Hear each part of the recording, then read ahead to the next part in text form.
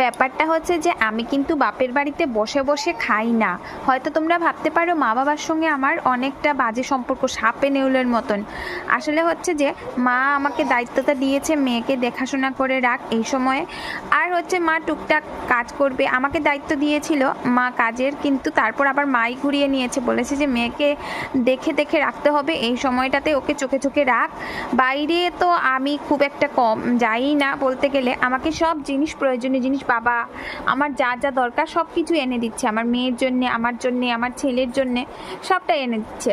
তো তোমরা হয়তো ভুল ভাবতে পারো, আসলে হচ্ছে যে আমি ভিডিওতে যা কিছু দেখাই তার সঙ্গে আমার বাস্তব জীবনের মানে কিছুটা হলেও মিল আছে, আবার কিছুটা আছে ভিডিওর জন্যও বলে থাকি।